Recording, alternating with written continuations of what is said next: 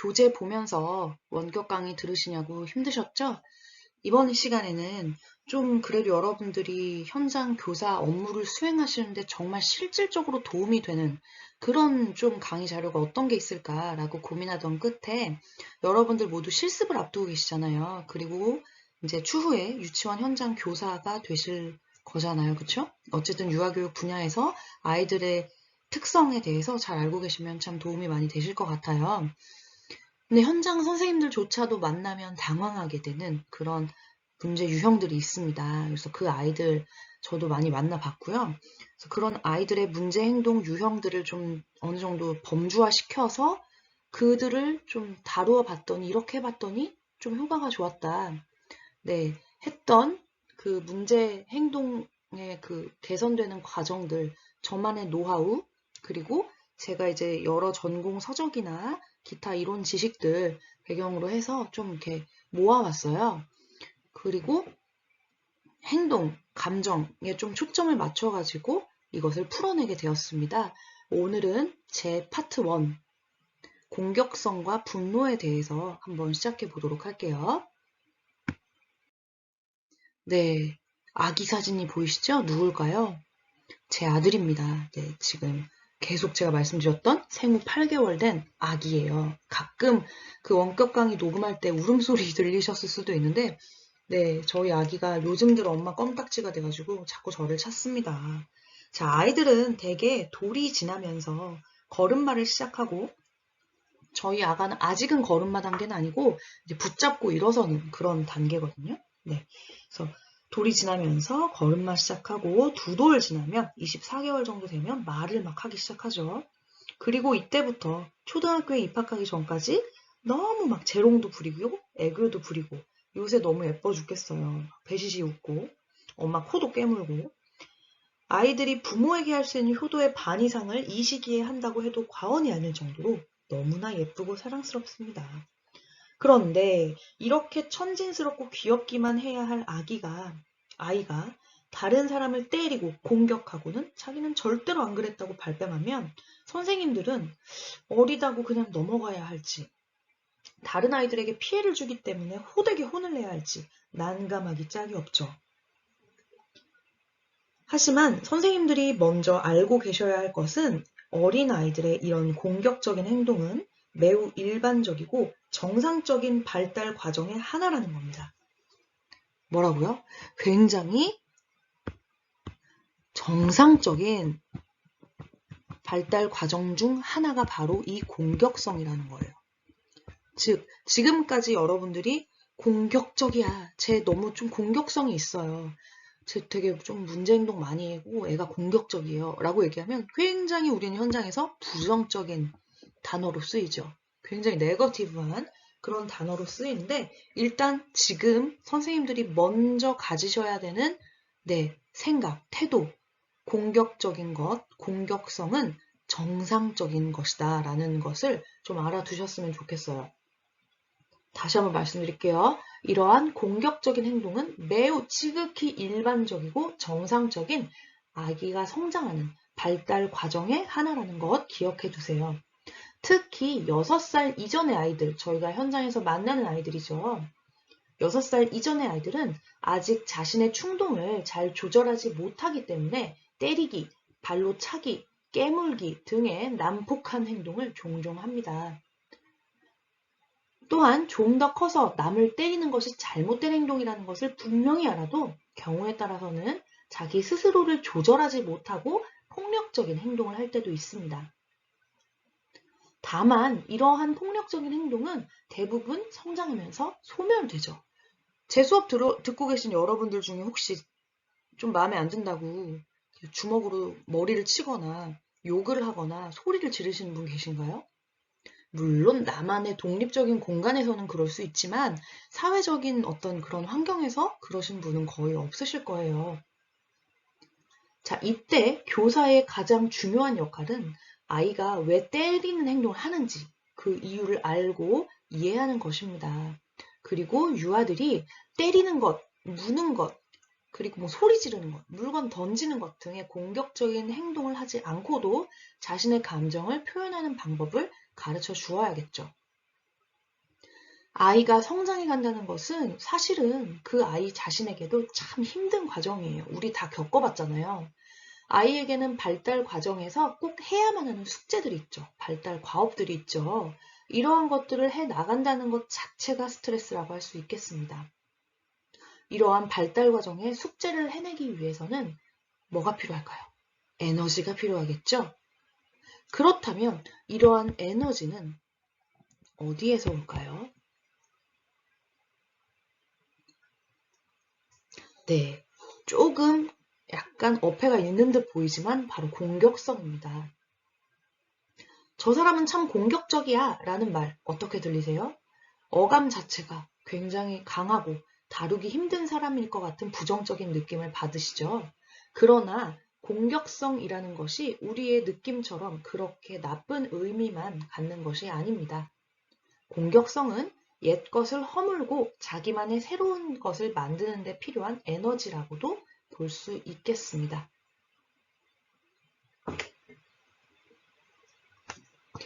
유아가 점점 성장해 갈수록 특히 성장을 막 거듭할수록 더욱더 이러한 에너지를 많이 필요로 합니다.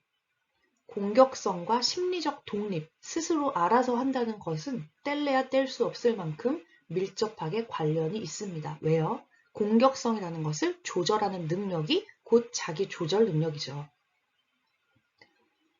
또한 아이가 발달해 나가는 과정에서 좀 더 어려운 시기가 찾아올 수도 있습니다.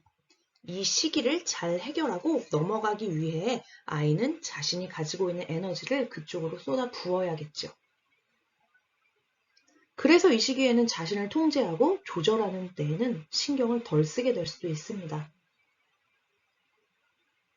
아이들은 어리기 때문에 자기 주변에서 일어나는 일들에 대해 자신을 조절하고 제어하는 길이 미숙합니다. 다른 사람을 때리는 아이들의 행동이 꼭 부정적인 측면만 있는 것은 아니에요.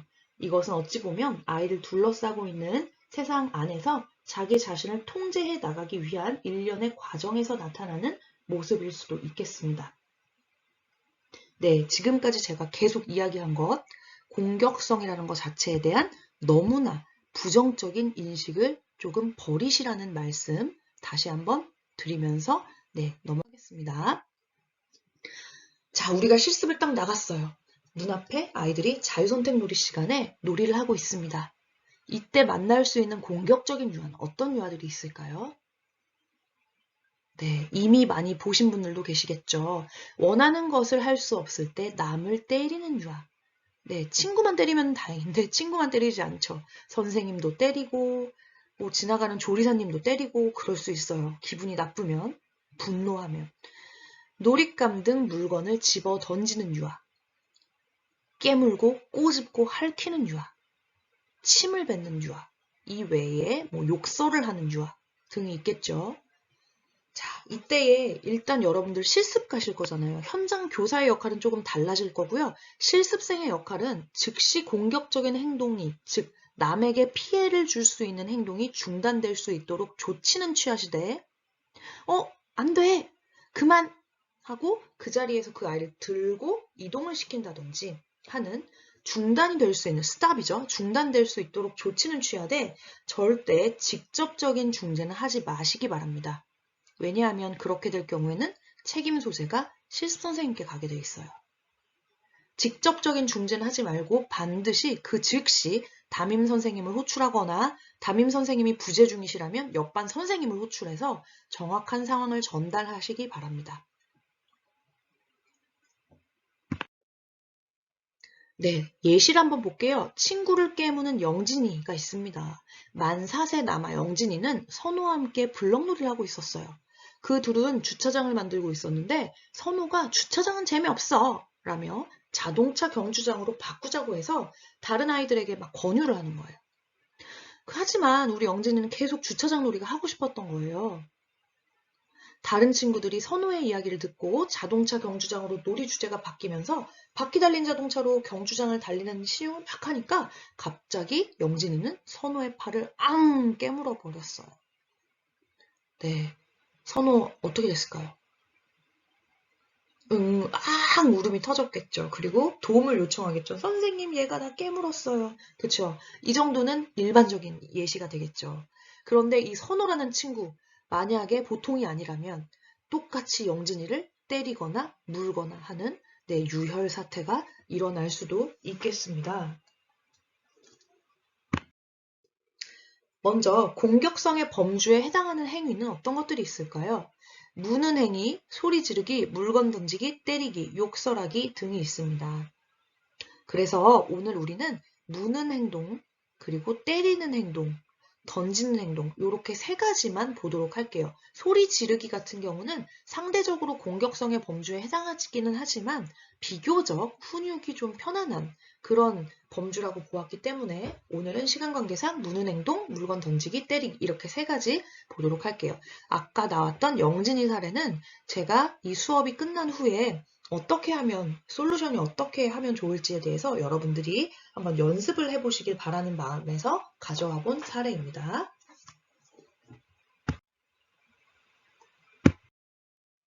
네, 무는 행동 먼저 볼게요.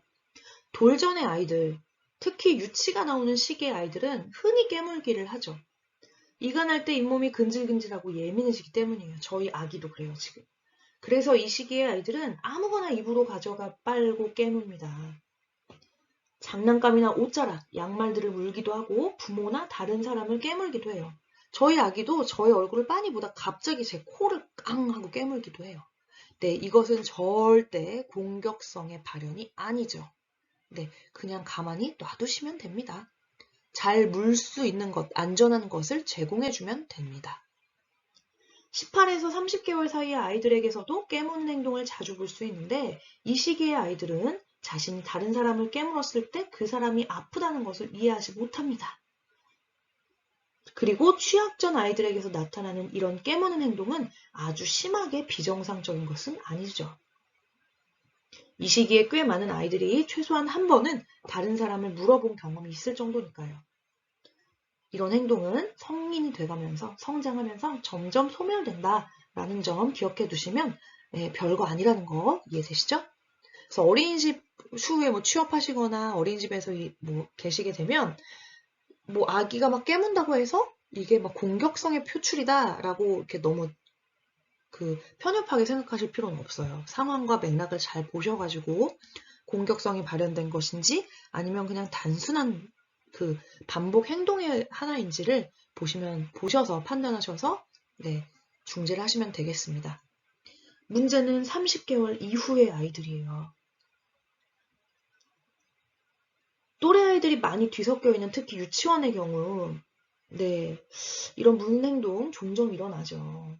그래서 학부모님들 컴플레인 전화 중에 하나가 아니 누가 누구에게 물렸는데 어떻게 해요? 응급처치를 이렇게 해주실 수가 있어요. 혹은 너무 속이 상하네요. 어떻게 우리 애가 물리는 동안 선생님 뭐 하고 계셨나요? 등등 이런 전화 많이 저는 많이 받아봤거든요. 네. 자, 30개월 이후의 아이들은요. 언제 그렇게 물을까요? 네, 그 아이들 같은 경우는 자신의 마음을 충분히 표현하고 다루는 의사소통 방법이 일단 미숙하죠. 그렇기 때문에 거기에서 오는 좌절감이나 분노, 흥분을 느낄 때 깨무는 행동을 합니다.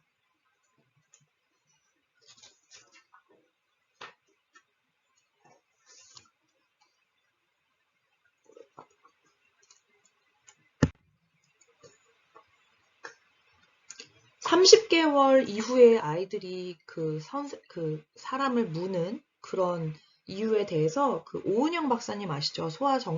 정신과 전문의 선생님. 오은영 선생님이 이제 카테고리를 만들었어요.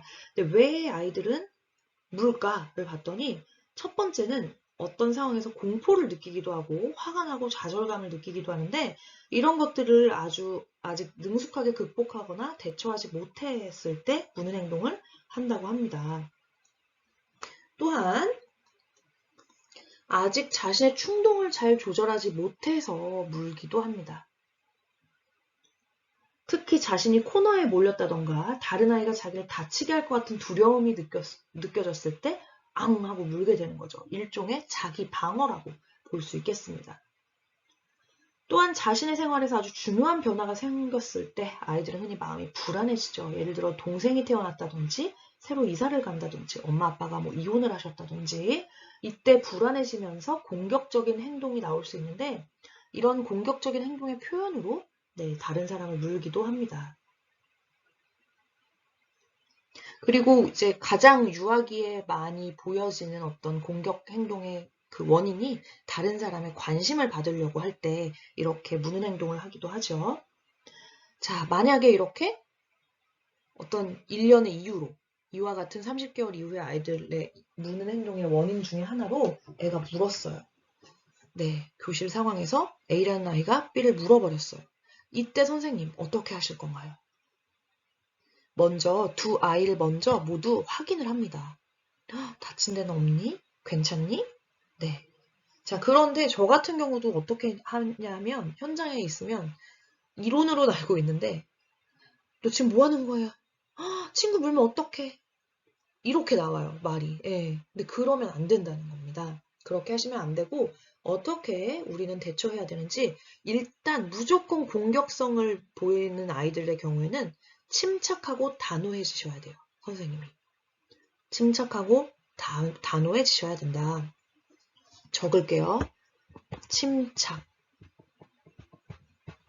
단호. 여기서 침착이라는 것은 차분해지기.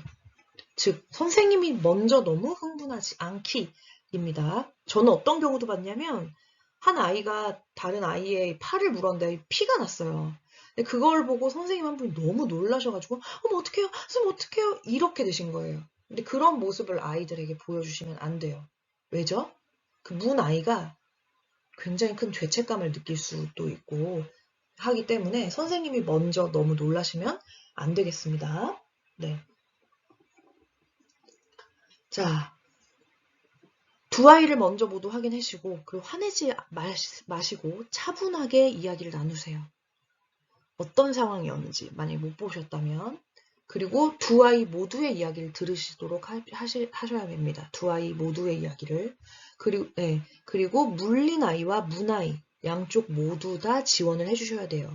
그냥 너무 티나게 문 아이만 가해자로 몰고 물린 아이만 피해자로 괜찮니? 땡땡아 이런 식으로 하게 되면 그 아이의 공격성은 소멸되기보다 더 강화될 확률이 높습니다. 그리고 다시 한번 기억하셔야 되는 게 아이들이 무는 행동, 의사소통 능력이나 자기 절제가 부족하기 때문에 나타나는 행동이잖아요. 그렇기 때문에 언어적인 표현으로 도움을 청하는 방법을 가르쳐 주십니다. 그리고 다시 한번 유아와 일어났던 일에 대해 이야기 나누면서 아유, 네가 속상해가지고 그렇게 물게 된 거구나. 이제 선생님이 이해했어. 네, 그 아이를 지지해 주시는 단계를 거치셔야 합니다. 그러면서 한 단계 반드시 꼭 필요한 게 바로 이거예요. 물어도 되는 것과 물면 안 되는 것을 구별할 수 있도록 말을 해주셔야 됩니다. 네, 넘어갈게요. 물건 던지는 행동. 던져도 되는 것, 그리고 던지면 안 되는 것에 대해서 가르쳐 주셔야 돼요. 저희 같은 경우는 유치원 2층 교실에서 자석 블럭을 한 아이가 계속 창밖으로 던져서 지나가는 행인이 맞은 케이스도 있었어요. 선생님한테 왜 중지를 안 하셨어요? 이랬더니 못 보셨대요. 네, 큰일 납니다. 이런 거 정말 인명피해 사고 나면 일이 굉장히 복잡해지기 때문에 항시 아이들 잘 보시고 던져서는 안 되는 물건을 던지는 일이 없게끔 하셔야 될 것 같아요. 특히나 공격적으로 물건을 던지는 것은 아주 단호하게 절대로 해서는 안 되는 일임을 말을 해줘야 돼요. 그다지 위험하지 않은 상황일 때는 오히려 무시하는 것이 도움이 될 수도 있습니다. 왜냐하면 공격적인 행동 유형의 원인 중에 하나가 뭐였죠? 관심받고자 하는 욕구이기 때문에 그다지 위험하지 않은 상황일 때는 그냥 무시해버리면 자연스럽게 던지는 행위가 소멸되기도 하기 때문이에요. 또한 친구에게 화가 났다고 물건을 던지는 행동을 하면 아이를 이동시켜요. 다른 곳으로 데려가서 단호하고 분명하게 그런 행동이 위험하다는 것을 알려주시기 바랍니다. 때리기, 이거 굉장히 빈번하게 일어나는 일이죠. 원인은 마찬가지예요. 사실 공격성으로 인한 어떤 그런 행동들이 다 원인이 보면 마찬가지예요. 분노, 애가 너무 화가 났거나 아니면 그냥 관심이 있는 친구에게 호기심이거나 좌절과 스트레스거나 자기중심적 사고이거나 자기 조절 능력의 부재이거나 조절력 없거나 혹은 때리면 안 된다는 사실조차 모른다거나 개념 부족 이런 원인들이거든요. 자, 되게 뻔한 말 같지만 의외로 많은 선생님들이 일단 때리는 어떤 현장을 목격하시면 다 흥분하세요. 그리고 다그치세요. 그런데 흥분하고 다그치기 이전에 선행되어야 되는 것이 기본생활 습관 다지기예요. 학급에서 3월 초부터 학급에서 지켜야 할 약속에 대해서 끊임없이 이야기해 주시는 것이 중요합니다. 그래서 유아에게 지켜야 할 약속, 친구를 때리면 안 된다라는 거, 우리 반에서 지켜야 할 약속이다 라는 것을 지속적으로 가르쳐 주시고 그 다음 2번부터는 대집단 이야기 나누기 활동으로도 전개할 수가 있겠죠. 분노나 화가 났을 때, 그래서 공격성이 막 끌어올릴 때 이것을 해결하는 방법 제안해 주기. 아이가 마음이 좀 진정될 때 기다려주고요, 일단. 말이 가장 효과적이라는 것을 짧게 간결하게 얘기해 줍니다. 그리고 의외로 여러분, 요즘 아이들 텔레비전하고 스마트폰 때문에 영향을 받는 경우 되게 많아요. 네, 그래서 공격적인 어떤 그런 내용을 담고 있는 텔레비전이나 스마트폰 어플리케이션, 유튜브 이런 것들 때문일 수도 있기 때문에 이거는 학부모님하고 좀 협의하셔가지고 시간을 제한해 주는 것도 좋을 것 같습니다. 그리고 공격적인 성향이 많은 아이들, 특히 때리는 성향이 많은 아이들의 경우에 굉장히 에너지가 많은 아이들이거든요. 그래서 이 에너지가 잘 표출될 수 있도록 몸을 마음껏 움직일 수 있는 기회를 제공해 주시는 것이 좋아요.